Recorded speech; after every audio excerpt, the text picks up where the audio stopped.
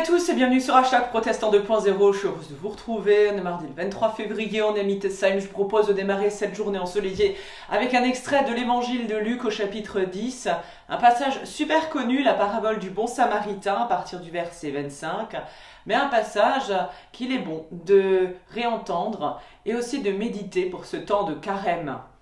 Un maître de la loi intervient alors pour tendre un piège à Jésus et lui demanda « Maître, que dois-je faire pour recevoir la vie éternelle ?» Jésus lui dit « Qu'est-il écrit dans notre loi ? Qu'est-ce que tu y lis ?»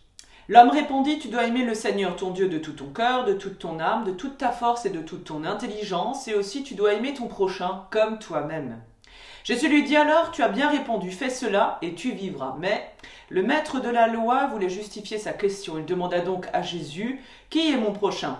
Jésus répondit « Un homme descendait de Jérusalem à Jéricho, lorsque des brigands l'attaquèrent. Ils lui prirent tout ce qu'il avait, le battirent et s'en allèrent en le laissant à demi-mort. Il se trouva qu'un prêtre descendait cette route. Quand il vit l'homme, il passa de l'autre côté de la route et s'éloigna. De même, un lévite arriva à cet endroit, il vit l'homme, passa de l'autre côté de la route et s'éloigna. Mais un samaritain qui voyageait par là arriva près du blessé. Et quand il le vit, il eut profondément pitié. Il s'en approcha encore, plus près, versa de l'huile et du vin sur ses blessures, le recouvrit de pansements.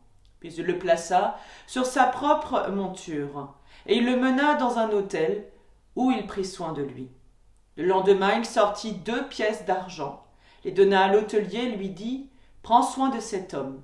Lorsque je repasserai par ici, je te payerai moi-même ce que tu auras dépensé en plus pour lui. » Jésus ajouta « Lequel de ces 3 te semble avoir été le prochain de l'homme attaqué par les brigands ?»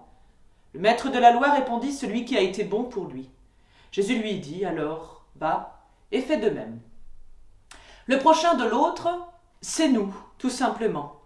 Alors, on le sait, dans la tradition juive, cette question qui revient tout le temps et qui est posée à Jésus, comment est-ce que je peux faire pour avoir la vie éternelle, l'hériter, la mériter ? Eh bien, chacun d'entre nous peut la désirer, cette vie. Nous en avons déjà un aperçu d'ailleurs au travers de nos choix, de nos paroles, de nos actes dans nos quotidiens. Dans cette parabole ici, dans cette petite histoire, Jésus va confirmer que l'amour de Dieu et l'amour du prochain sont indissociables, ils vont donc de pair. C'est même vital, car à quoi bon accomplir un service envers Dieu si l'on n'est pas capable même de ressentir de l'amour pour secourir quelqu'un dans nécessité, dans le besoin, quelqu'un qui est blessé dans la vie, physiquement, moralement, agonisant sur le chemin. Jésus nous invite à ressembler ici à celui qui se fait proche, d'abord le Samaritain, et à devenir à notre tour des prochains. Et je vous propose la prière du jour, la prière qui vient de la communauté de Thésée pour ce temps de carême. Seigneur Christ, à qui irions-nous ? Tu as les paroles de la vie éternelle, que ta parole nous éclaire.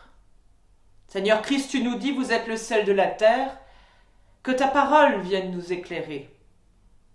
Seigneur Christ, tu nous dis, aimez vos ennemis, que ta parole nous éclaire.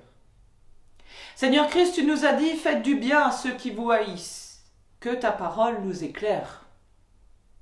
Seigneur Christ, tu nous dis, soyez miséricordieux, que ta parole nous éclaire. Seigneur Christ, tu nous dis, priez, demandez, cherchez et vous trouverez, que ta parole nous éclaire. Seigneur Christ, tu nous dis, cherchez d'abord le royaume de Dieu alors que ta parole nous éclaire, Seigneur. Toi, Jésus, qui est notre paix, tu cherches à être tout pour nous, et quand la tentation nous suggérerait de t'abandonner, toi, le Christ, humble de cœur, tu pries en nous. Viens nous bénir, toi, Jésus, tu nous offres cette fraîcheur d'évangile, tout commencer dans la confiance du cœur. Amen. Je vous souhaite une belle journée, des bonnes vacances dans la paix du Seigneur, et je vous donne rendez-vous demain matin pour la prière du petit-déj, et on se dit dimanche, rendez-vous en vidéo pour un temps de célébration. Portez-vous bien, à plus!